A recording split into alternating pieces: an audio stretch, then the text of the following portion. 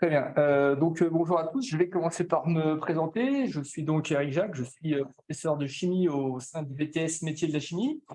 au lycée Louis-Vincent à Metz où j'enseigne principalement la chimie d'analyse et de formulation. Je suis également doctorant en histoire des sciences, rattaché aux archives Henri Poincaré de l'Université de Lorraine, également à l'unité d'études des sciences et techniques de l'Université Paris-Saclay. J'effectue actuellement mon doctorat sous la direction de Laurent Rollet et de Virginie Fontenot, sur un sujet rattaché donc à la chimie industrielle associée aux matières colorantes, et notamment dans le laboratoire justement du directeur de cette chimie au sein donc de l'ICN, l'Institut chimique nancéen, entre 1920 et 1950. Donc un sujet assez vaste puisqu'il va mettre en relation la chimie industrielle, la chimie des colorants, et donc derrière cette chimie des colorants, la structure de la matière et les interactions de cette matière avec la lumière, donc la spectroscopie. Voilà, je suis également formateur académique pour la Maison pour la science en Lorraine, où j'anime des formations en chimie, en physique et également en histoire des sciences. D'ailleurs, cette année, j'ai passé ma certification, donc le fameux CAFA, qui permet d'être formateur académique certifié,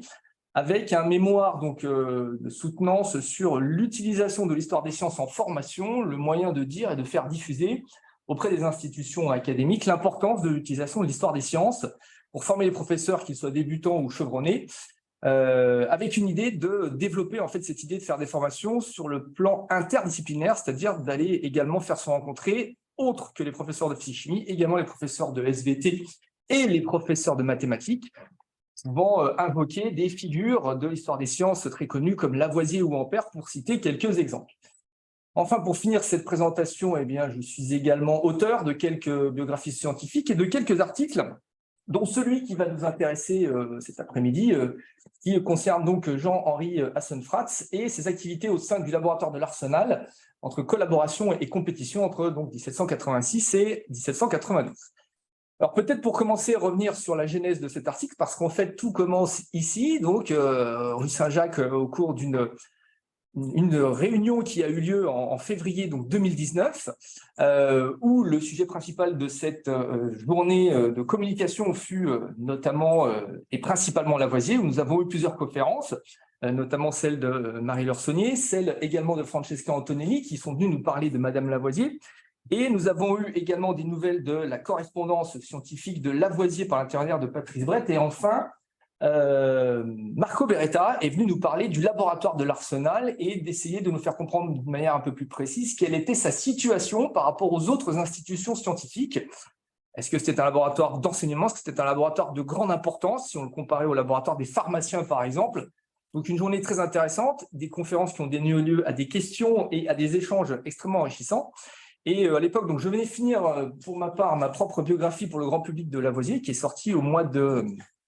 novembre. Et je suis passé à autre chose. J'ai quand même gardé en mémoire ces questions extrêmement intéressantes de savoir effectivement qu'est-ce qui s'est passé dans ce fameux laboratoire de Lavoisier. Alors, j'ai décidé de m'y attacher de manière un peu plus importante en me lançant dans un nouvel ouvrage à écrire au cours de l'année 2020. Et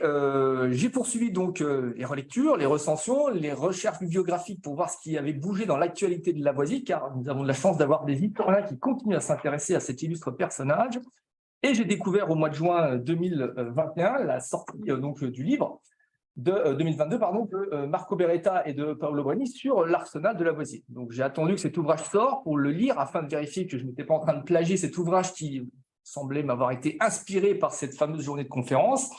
Et il s'avère que non. Et donc, du coup, je me suis dit qu'effectivement, il y avait des choses à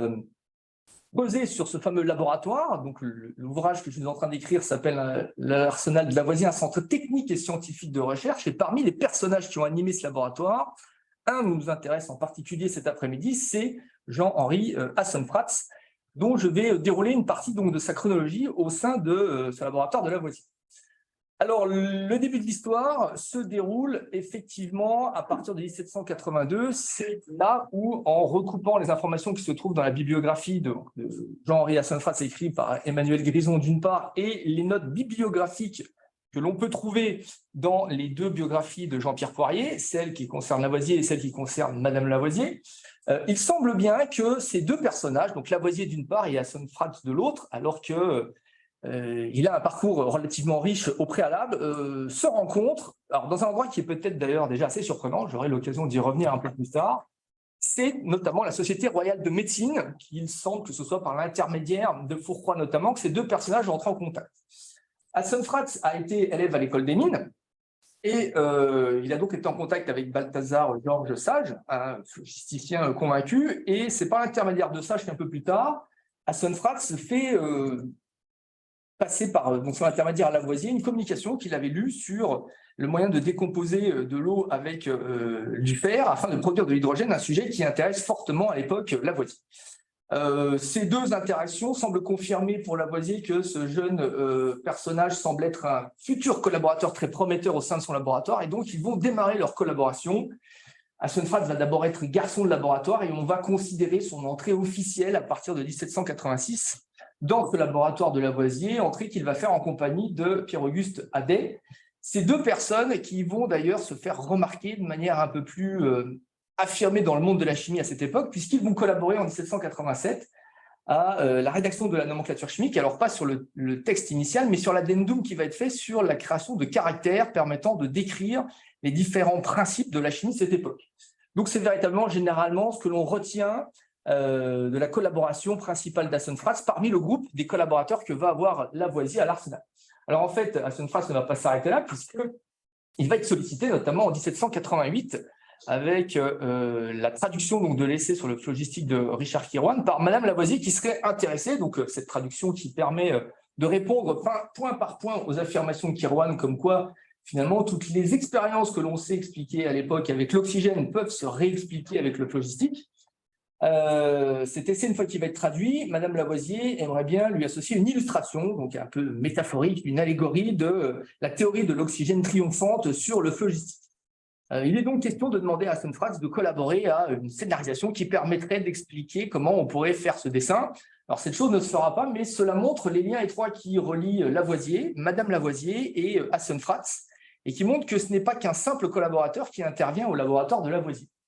Alors on va en avoir confirmation l'année suivante, lorsque Hassenfratz va être sollicité pour rédiger au travers du traité élémentaire de chimie et collaborer avec Madame Lavoisier à l'illustration et la gravure des planches des différents instruments qui vont être illustrés à l'intérieur de cet ouvrage relativement remarquable. On sait aussi que Hassenfratz fait attention lorsqu'il est en voyage à écrire à monsieur et à Madame Lavoisier. On a dans la correspondance de Lavoisier des lettres concernant par exemple les plans d'une carcière qu'il avait promis à Madame Lavoisier, et il n'oublie pas non plus de transmettre à monsieur Lavoisier des échantillons, puisqu'il est à partir de 1785 sous-inspecteur à l'école des mines, des échantillons de pierre dont Lavoisier est friand, puisqu'il a gardé une passion pour la minéralogie depuis ses voyages initiatiques avec Guettard à partir de 1768. En 1789, Hassenfratz s'intéresse également à être un acteur défenseur de la chimie de Lavoisier dans les Annales de chimie, donc ce nouveau journal scientifique qui va paraître à raison de 4 exemplaires par an. Et on va trouver Hassenfratz être à la fois auteur, mais également traducteur, être capable également de faire des recensions pour faire vivre ce journal. Donc véritablement quelqu'un qui prend son rôle d'assistant, de collaborateur au sein du laboratoire de Lavoisier avec sérieux. Alors c'est aussi une date intéressante, 1789, puisqu'il y a un autre personnage qui va faire son entrée au laboratoire de Lavoisier, c'est un certain Armand Seguin, et il ne sera pas peu dire que Seguin et Hassenfratz sont des personnages qui ont des caractères, et que certaines de leurs relations d'ailleurs vont faire des étincelles, et pas forcément dans le bon sens du terme, parce qu'il va s'avérer que quelques années plus tard, eh bien, ils vont s'opposer sur des théories divergentes concernant les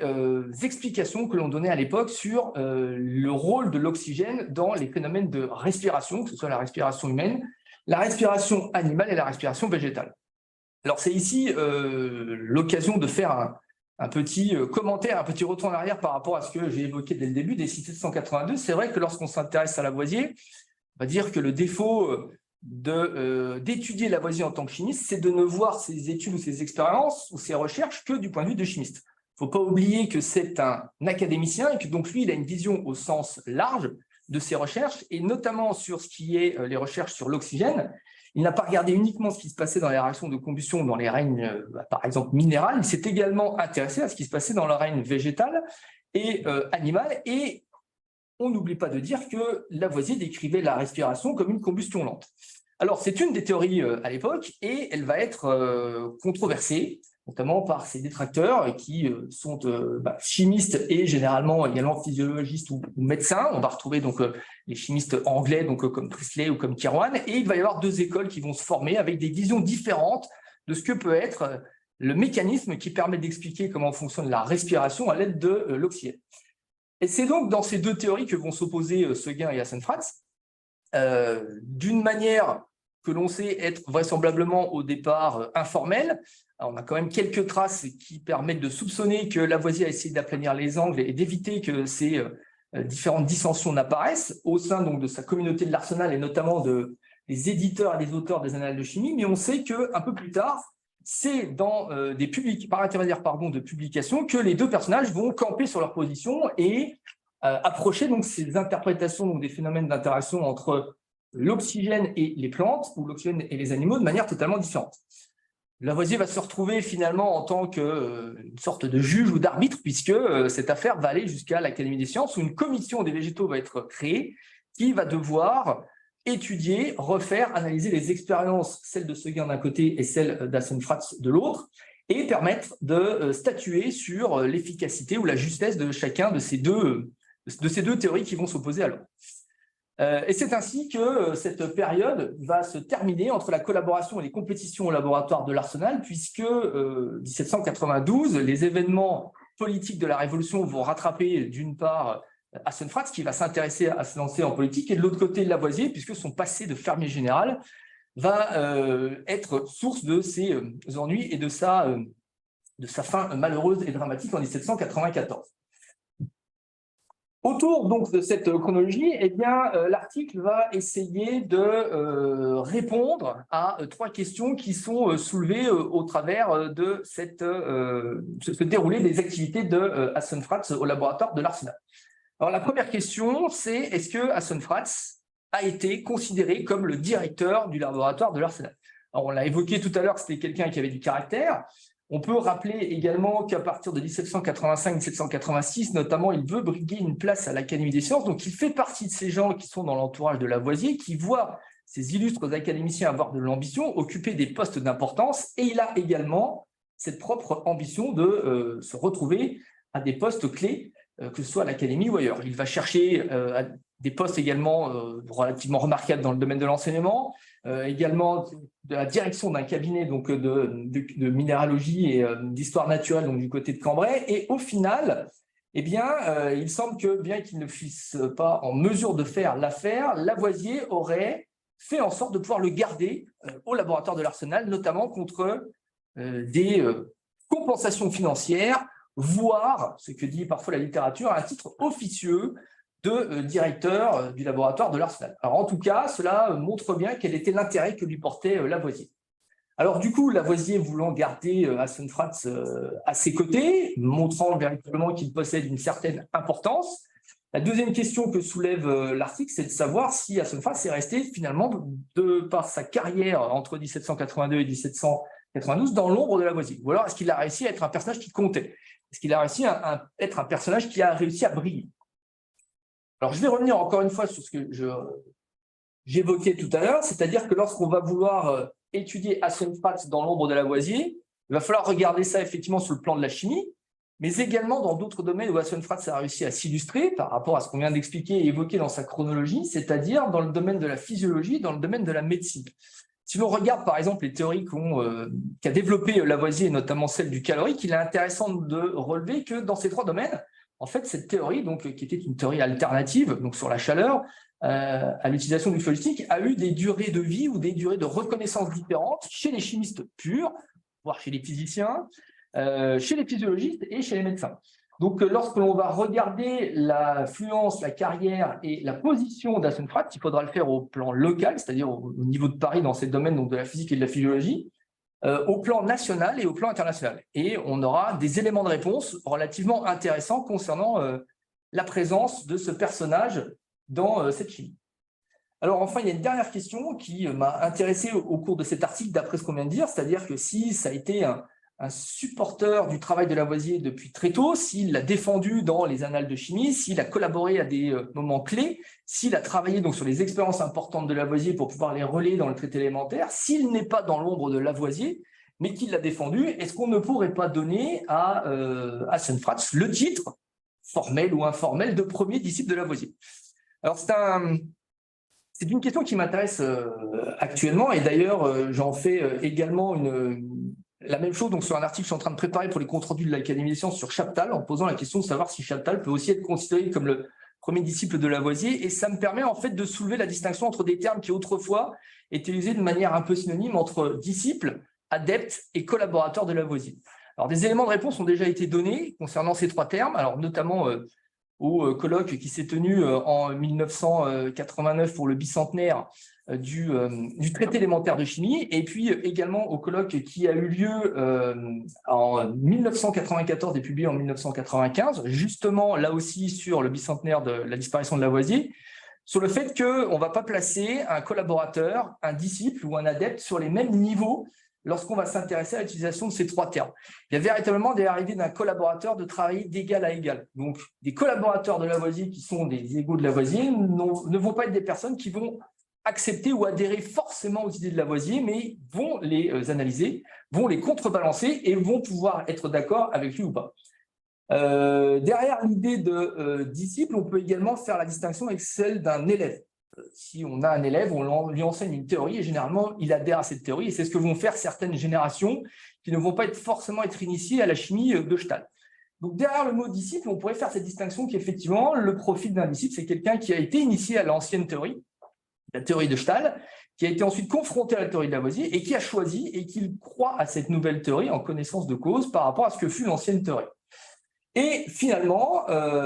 où est-ce qu'on ferait la distinction avec un adepte? Et bien, l'adepte, ce serait, pour pouvoir faire un peu le lien entre le terme ancien et le terme nouveau, quelqu'un qui serait un utilisateur, mais qui ne serait pas forcément un prosélyte de cette théorie. Voilà, donc en regardant la carrière de Sonnefratz, au travers de ce qu'il a pu réaliser au sein du laboratoire de l'Arsenal, il sera possible de répondre à cette